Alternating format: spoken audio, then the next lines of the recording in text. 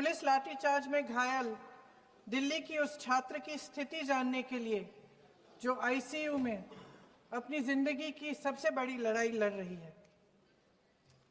हमसे कुछ ही समय पहले आदरणीय स्वास्थ्य मंत्री जी श्री जेपी नड्डा वहां गए थे और उनसे कुछ समय पहले अन्य नेता भी गए। जब तक हम वहां पहुंचे, उस लड़की की मां नेताओं के आने जाने से गुस्से में थी। सुन लीजिए, सुनिए, किसी की पीड़ा का मजाक नहीं उड़ाते, कोई भी हो, किसी की पीड़ा का मजाक नहीं उड़ाते। आप संसद में बैठे हैं, निशिकांत जी आप बना रहे हो। जब तक हम वहां पहुंचे, उस लड़की की मां नेताओं के आने जाने से गुस्से में थी।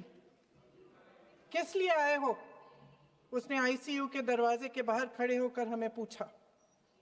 हमारे सामने कांपते हुए हाथ जोड़े कहने लगी कि धन्यवाद, आप आए हैं, ठीक है, मगर मुझे किसी से नहीं मिलना, मुझे किसी से बात नहीं करनी। महोदय, उस मां की पीड़ा से उसका पूरा शरीर कांप रहा था, लेकिन उसने दृढ़ आवाज में कहा, सुबह से बड़े बड़े लोग यहां आ रहे हैं, एक के बाद एक वीडियो बना रहे हैं, वह भी आए जिन्होंने मेरी बेटी का ये हाल किया है। किस लिए? उसने हमसे पूछा, किस लिए? मेरी बेटी की बलि तो चढ़ गई है, लेकिन उसे कुछ भी हो जाए तो मैं उसके लिए अपने आप लड़ूंगी। मुझे किसी की मदद नहीं चाहिए, मैं अकेले लड़ लूंगी। महोदय, शायद मुझे यहाँ खड़े होकर सबके सामने ये बात नहीं कहनी चाहिए, मगर उस माँ की गुहार ने मुझे शर्मिंदा किया। उसके दिल के टूटने की वो आवाज जो अस्पताल की दीवारों से में गूंज रही थी, मेरे मन में अभी भी गूंज रही है। इसलिए उस माँ की इजाजत लिए बिना मैं आपके द्वारा आदरणीय प्रधानमंत्री महोदय जी और आदरणीय गृह मंत्री महोदय जी से पूछना चाहती हूँ कि क्या जरूरत थी एक मासूम बच्ची पर इस तरह दमन करने की? क्या जरूरत थी उन छात्रों पर आंसू गैस चलवाने की, उन पर लाठियां बरसाने की, उन पर वाटर कैनन्स चलवाने की? क्या जरूरत थी उन नौजवान लड़कियों को जलील करते हुए उनके कपड़े फाड़ने की, उनको बेरहमी से गंदी तरह पिटवाने की? देश के युवाओं पर पैलेट गन्स और AK-47 चलवाने की क्या आवश्यकता थी? क्या वे आतंकवादी थे? क्या आतंकवादी हैं? टेररिस्ट हैं? हाँ, कांग्रेस बोल रही है, हाँ, कांग्रेस बोल रही है। जवाब दीजिए, जवाब दीजिए। कांग्रेस बोल रही है, जवाब मांग रही है, जवाब दीजिए।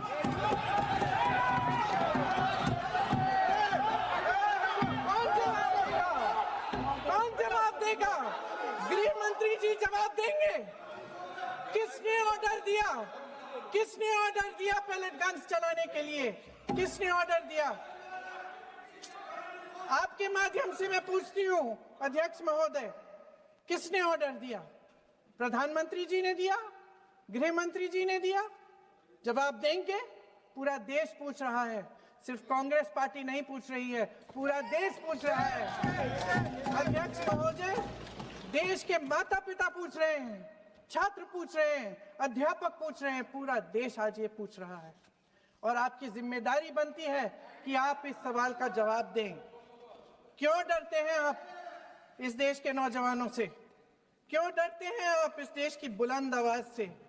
और उस आवाज को दबाने का हक आपको किसने दिया है? महोदय, ये सदन यहाँ बैठे हुए सांसदों की जागीर नहीं है, ये इस देश की अमानत है। यहाँ बैठे हम सब इस देश की जनता, इस देश के युवाओं, बुजुर्गों, गरीबों, अमीरों और सब धर्मों, सब वर्गों के देशवासियों के सेवक हैं। हम उनके प्रतिनिधि हैं और ये सत्ता हमें उन्होंने ही दी है। इस देश का संविधान हमारी सर आंखों पे।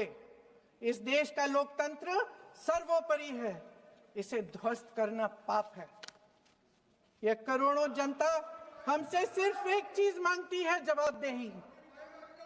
इंग्लिश में इसे अकाउंटेबिलिटी कहते हैं। हमें सत्ता देकर, हमें यहां तक लाकर सिर्फ उसकी ये गुहार है कि जो हम करें उसकी भलाई के लिए करें, और अगर उनके साथ अन्याय हो तो हम उनके प्रति जवाबदेह बने और उन्हें न्याय दिलवाएं। पिछले दिनों हजारों बच्चे सड़क पर उतरे, उन्होंने अपनी पीड़ा व्यक्त की।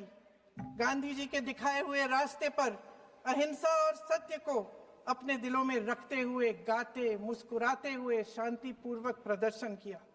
लोकतंत्र के सबसे पवित्र सिद्धांत के तहत उन्होंने अपनी आवाज उठाने का अधिकार कायम किया। ये उस भारत के बच्चे हैं जो गांव में रहते हैं, जो महानगरों में रहते हैं, जो छोटे कस्बों में, छोटे शहरों में रहते हैं, जहां माँ अपने गहने बेच देती है, पिता अपनी जमीन गिरवी रख देता है, एक परिवार अपनी पूरी जिंदगी की कमाई बच्चे के सपने पर खर्च देता है, और अब उन्हीं